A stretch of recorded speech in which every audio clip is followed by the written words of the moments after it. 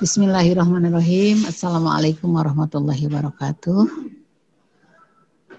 Para mahasiswa yang saya banggakan, selamat bertemu kembali.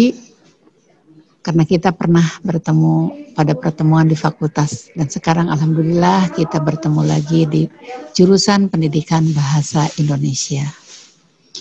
Bagaimana kabar semuanya? Mudah-mudahan selalu sehat dan semangat.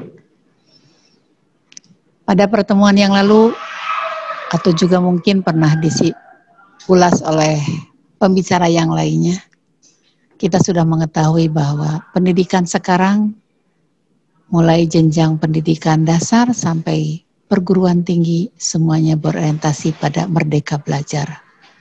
Khususnya di tingkat perguruan tinggi, program Merdeka Belajar, Kampus Merdeka dijadikan program yang harus diikuti oleh semua mahasiswa. Apa yang dimaksud dengan Merdeka Belajar dan Kampus Merdeka? Merdeka Belajar, Kampus Merdeka ini merupakan program yang dicanangkan oleh Menteri Pendidikan dan Kebudayaan yang sekarang, yaitu Nadiem Makarim. Merdeka Belajar dan Kampus Merdeka ini merupakan program yang mendorong mahasiswa untuk menguasai berbagai keilmuan yang berguna dalam memasuki dunia kerja, dunia usaha, dunia industri. Dunia usaha dan dunia industri biasa disingkat menjadi DUDI atau DUDI. Kampus Merdeka memberikan kesempatan bagi mahasiswa untuk menentukan mata kuliah yang diambil. Dengan kata lain, Merdeka Belajar Kampus Merdeka ini memfasilitasi mahasiswa untuk mengeksplor potensi, kompetensi yang dimilikinya, sehingga semuanya bisa berkembang secara optimal. Karena seperti kita ketahui bahwa mahasiswa bisa berkreasi, bisa memproduksi sesuatu, tetapi kadangkala kita tidak menyadari bahwa kita memiliki potensi, memiliki kompetensi, dan potensi dan kompetensi ini harus difasilitasi oleh lembaga, sehingga bisa berkembang, bisa menjadi lebih luas, sehingga mahasiswa bisa memiliki kemampuan yang optimal. Nah, perguruan tinggi sebagai wahana yang bisa memfasilitasi mahasiswa untuk mengembangkan kemampuannya, minatnya, diprogramkan oleh pemerintah untuk melakukan dua jenis kegiatan. Yang pertama, para mahasiswa diberi kesempatan untuk mengambil SKS atau sistem kredit semester seperti yang pernah saya sampaikan pada uraian sebelumnya, baik di prodi, di fakultas yang berbeda, tetapi di perguruan tinggi yang sama. Misalnya kita sekarang kuliah di jurusan ataupun program studi pendidikan bahasa Indonesia. Nah, maka kita bisa mengambil di prodi lain atau di fakultas lain, tetapi masih di lingkungan Universitas Siliwangi. Di prodi lain misalnya di matematika, di fakultas lain misalnya di fakultas teknik, di fakultas ekonomi. Tetapi tetap mata kuliah yang diambil harus relevan dengan bidang studi kita. Maksimal pengambilan mata kuliah ini selama 1 semester. Nah, ini setara dengan 20 SKS. Artinya kalau SKS-nya setiap mata kuliah itu 3, berarti kita bisa mengambil 6 mata kuliah di prodi atau fakultas lain di Universitas Siliwangi. Yang kedua, mengambil mata kuliahnya atau mengambil SKS-nya bukan di prodi atau fakultas yang berbeda di perguruan tinggi yang sama, tetapi di luar perguruan tinggi. Bisa di prodi atau jurusan, bisa di fakultas yang sama atau berbeda. Nah, bisa misalnya kita kuliah di prodi Pendidikan Bahasa Indonesia, maka kita bisa mengambil di prodi Pendidikan Bahasa Indonesia di UPI, di Untirta, di Manado, atau fakultasnya Fakultas Teknik di Untirta, Fakultas Teknik di Untidar, Universitas Tidar Magelang. Jika berbeda, atau non perguruan tinggi. Artinya bukan perguruan tinggi. Misalnya kita mengadakan magang di sekolah, bisa di SMP, bisa di SD, bisa di SMA. Atau kita melakukan magang di balai bahasa. Atau kita melakukan magang di perpustakaan. Nah, kesempatan yang diberikan selama 2 semester. Nah, itu setara dengan 40 SKS. Nah, untuk pengambilan SKS di luar perguruan tinggi atau non perguruan tinggi, terutama ini non perguruan tinggi, bentuknya bisa bermacam-macam. Pertama, nah tadi bisa pertukaran pelajar. Kita bertukar dengan mahasiswa di perguruan tinggi lain, misalnya dengan Untirta, atau kemarin ada program Permata Sakti. Mahasiswa Bahasa Indonesia mengambil mata kuliah jurnalistik di Udayana, Bali, atau mengambil mata kuliah yang lainnya di UNES, mengambil mata kuliah penelitian pendidikan di Universitas Malang. Nah, itu pertukaran pelajar. Atau bisa juga tadi di luar perguruan tinggi, magang atau praktik kerja. Nah, misalnya di SMP, di SMA, di SD. Nah, sekarang ada program KPM. Kemudian ada program asistensi mengajar di satuan pendidikan. Ada program penelitian atau riset.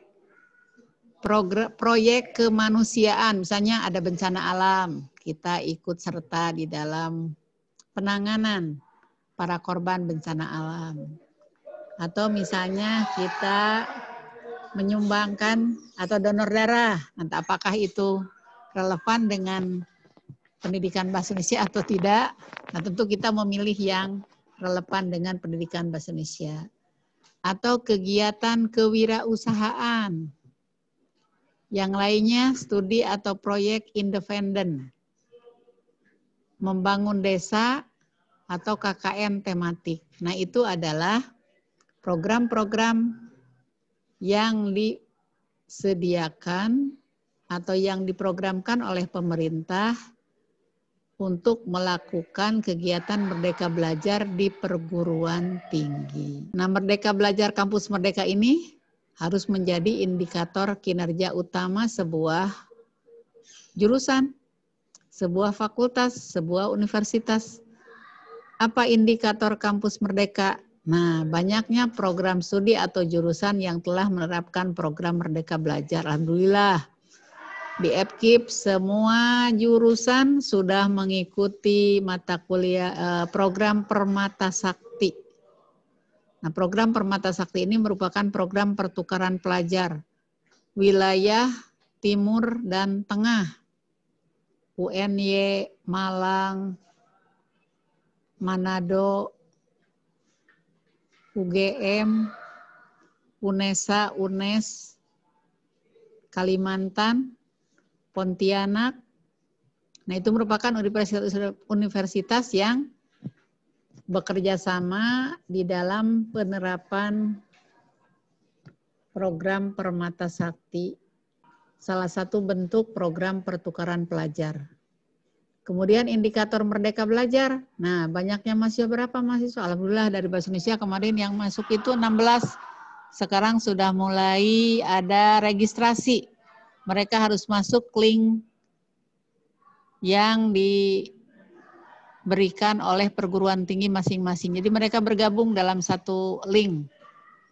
Sehingga komunikasi dan sebagainya, nah itu langsung melalui mungkin bentuknya chat, mungkin bentuknya telegram, bergantung kepada perguruan tinggi yang bersangkutan menyediakan media komunikasinya apa saja. Dan itu harus dipatuhi oleh semua mahasiswa. Mudah-mudahan program Merdeka Belajar ini bisa berjalan dengan baik sehingga kita betul-betul bisa memfasilitasi mahasiswa untuk mengikuti pembelajaran di perguruan tinggi lain sesuai dengan minatnya. Nah, contoh kecil program Merdeka Belajar yang bisa direalisasikan melalui jurusan pendidikan bahasa Indonesia. Nah, misalnya tadi sebenarnya sudah saya contohkan ya. Ketika Anda kuliah di pendidikan jurusan bahasa Indonesia, nah Anda bisa mengambil statistika dari jurusan pendidikan matematika yang ada di sini, di FKIP.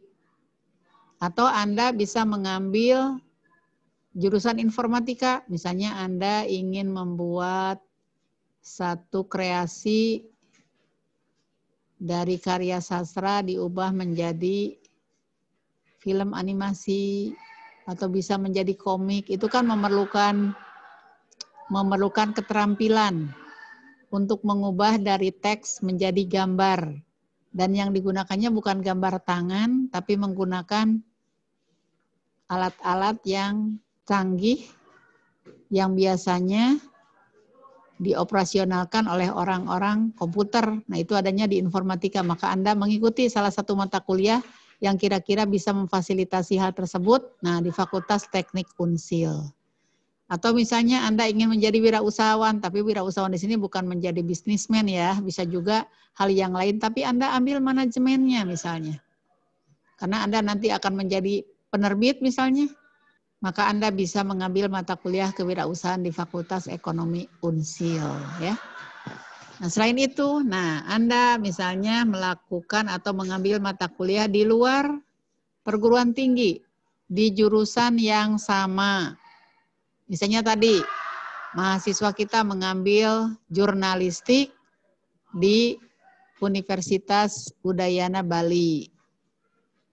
Atau Anda tertarik di UPI itu ada bimbingan konseling. Di bimbingan konseling itu banyak dibahas mengenai psikologi, bahkan kaitannya dengan bahasa misalnya. Maka Anda mengambil mata kuliah psikolinguistik di Universitas Pendidikan Indonesia jurusan bimbingan konseling. Nah, selain itu Anda juga bisa misalnya melakukan kegiatan yang di luar perguruan tinggi, artinya non perguruan tinggi. Misalnya tadi ketika Anda ingin mengaplikasikan kemampuan Anda mengajar atau misalnya ingin melihat keberadaan sebuah sekolah, mengobservasi, kemudian memberikan masukan, ya. Anda melakukan kegiatan di sekolah, maka Anda bisa melakukan kegiatan asistensi mengajar. Boleh berkaitan dengan pembelajarannya, boleh juga berkaitan dengan lingkungan sekolahnya. Nah, yang lain yang bisa kita lakukan adalah proyek kemanusiaan. Misalnya ada bencana alam. Nah, ketika bencana alam terjadi, Anda bisa mengabdikan diri menjadi relawan di sana, tapi tentu saja supaya relevan dengan pendidikan, biasanya misalnya ketika ada bencana, anak-anak yang ada di sana kondisi psikologisnya tidak stabil. Nah, sehingga untuk menstabilkan kondisi psikologisnya dan supaya tidak tertinggal pelajarannya, maka Anda ikut mengabdi di sana dengan menjadi pembimbing mereka atau menjadi guru bagi mereka.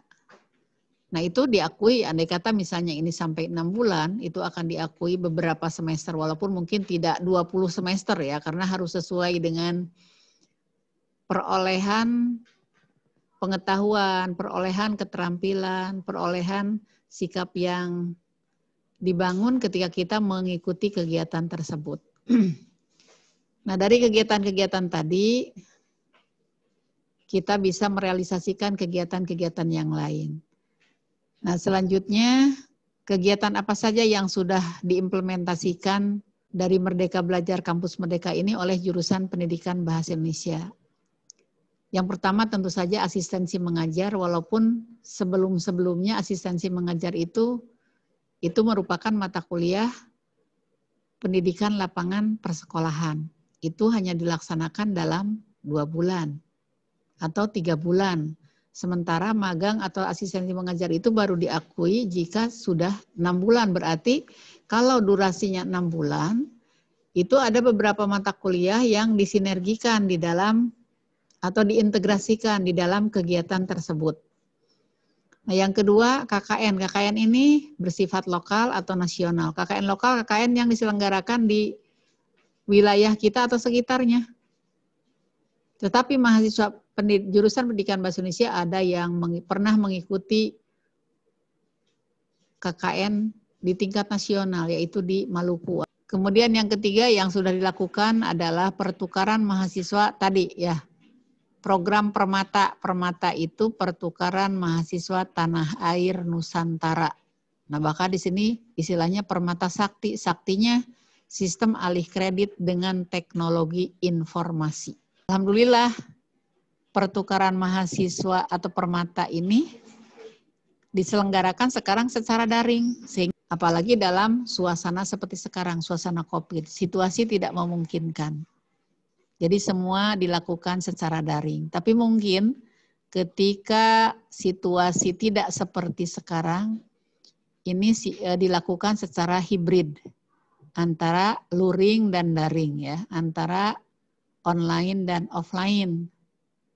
Alhamdulillah kita bisa misalnya pada saat ujian pergi ke Bali gitu ya. Tapi tentu itu harus sudah siap mahasiswanya ketika kita dihadapkan pada biaya yang lain karena ini memerlukan biaya. Nah, kemudian yang kita lakukan juga adalah asistensi mengajar. Nah, di sini asistensi mengajar dalam bentuk kampus mengajar perintis. Nah, ini juga diselenggarakan oleh Direktorat Jenderal Pembelajaran dan Kemahasiswaan Dirjen Belmawa. Nah, ini dilaksanakannya di sekolah dasar. Sebenarnya ini diorientasikan untuk PGSD, tetapi karena kuotanya tidak terpenuhi, maka FKIP dan LPTK yang ada di Indonesia diberi kesempatan untuk mengikuti kegiatan tersebut, hanya tidak bisa dikonversi dengan PLP. Yang bisa dikonversi itu, yang bisa mengonversi menjadi PLP itu hanya untuk PGSD, karena sekolah yang ditujunya adalah sekolah dasar yang terakreditasi C dan B.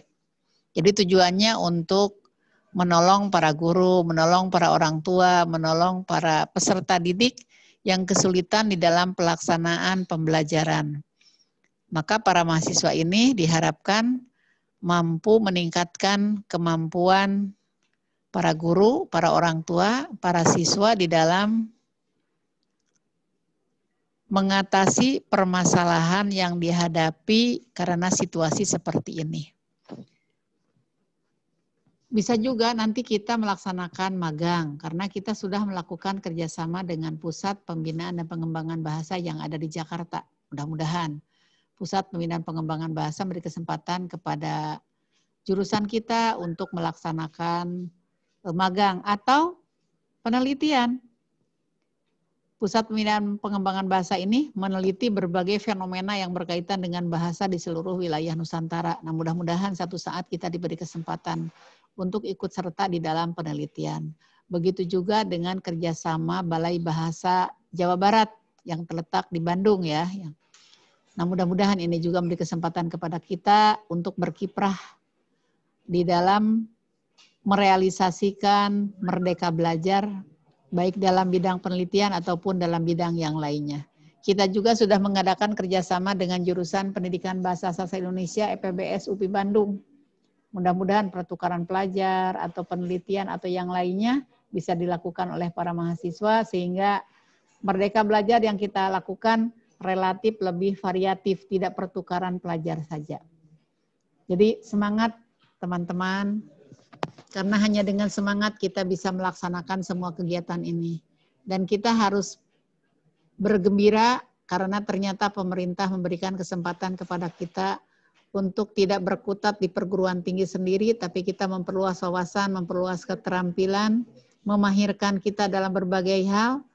Karena seperti yang saya kemukakan pada pertemuan sebelumnya, bahwa di revolusi industri 4 ini, kita dituntut untuk mampu berkomunikasi, berkolaborasi, memecahkan masalah, berpikir tingkat tinggi, tetapi tetap sekalipun teknologi sekarang luar biasa perkembangannya, kita tidak dikendalikan oleh teknologi, tapi kita yang mengendalikan teknologi.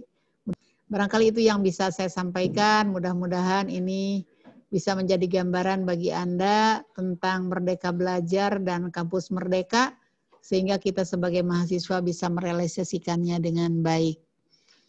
Mohon maaf atas hal yang tidak berkenan. Terima kasih. Assalamualaikum warahmatullahi wabarakatuh.